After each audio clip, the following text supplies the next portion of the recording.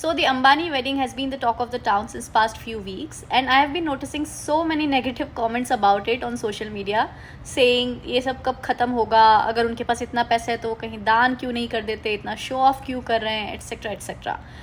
First of all उन्होंने बहुत दान किया है, एंड सेकेंड ऑफ ऑल अगर उनके पास इतना पैसा है, उनके बेटे की शादी है और वो इस इवेंट के थ्रू इंडिया को एक कल्चरल लैंडमार्क शिफ्ट दे रहे हैं. सो आई वुड से ये एक तीर से दो निशान है और वो बहुत अच्छा कर रहे हैं. क्योंकि मैं एक ऐसी इंडियन हूँ जो इंडिया के बाहर रहती हूँ, यूएस और कनाडा में रह चुकी हूँ, और मैं बहुत ज़्यादा ध्यान रखती हूँ इस बात का कि मैं कभी भी गलती से भी इंडिया को नेगेटिव लाइट में पोर्ट्रे न करूँ अपने नॉन इंडियन दोस्तों के साथ, इवन इंडियंस के साथ भी.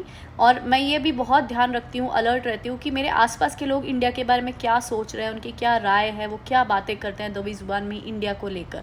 And I try and change their perspective as much as I can. क्योंकि आप कभी भी नोटिस करना, जो भी नॉन इंडियन देश हैं, B it US, Canada, UK, सब जगह इंडिया को एक बहुत ही पुअर कंट्री की तरह पोर्ट्रे किया जाता है. वही मूवीज़ ऑस्कर जीतती हैं, वही books Booker prize winning titles जीतती है, जहाँ पर इंडिया को एक नेगेटिव लाइट में पुअर कंट्री की तरह दिखाया जाता है, जिससे इंडिया कभी आगे नहीं बढ़ पाता. एक ग्लोबल प्लेटफॉर्म पे इंडिया की इमेज हमेशा ख़राब ही होती है, जबकि हम सब जानते हैं ऐसा बिल्कुल भी नहीं है. इंडिया कोई सिर्फ पुअर कंट्री नहीं है. Of course it has its challenges, but it's not just a poor country. It's very culturally rich. There are many rich people in India. Indians can speak fluent English, so there is a lot to uncover there.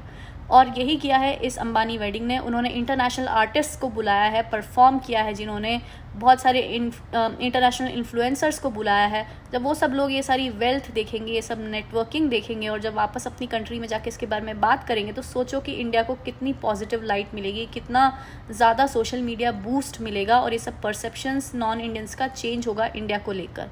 और अगर आप notice करोगे तो इन्होंने इस wedding में बिल्कुल भी इंटरनेशनल ऑडियंस को केटर नहीं किया है. उन्होंने सारे प्योर वेज स्टॉल्स रखे हैं, उन्होंने सारे इंडियन कल्चर को रिप्रेजेंट करते हुए स्टॉल्स रखे हैं, which I think is an incredible thing to do, ताकि ये लोग आए, हमारे कल्चर को देखें, उससे प्रभावित हों और उसके बारे में बात करें, ना कि ये सोचे कि okay they have done this to bend over to cater to us, which is not the case. So I think that's an hallmark event to celebrate India, and we all should celebrate this wedding in very good spirit as well.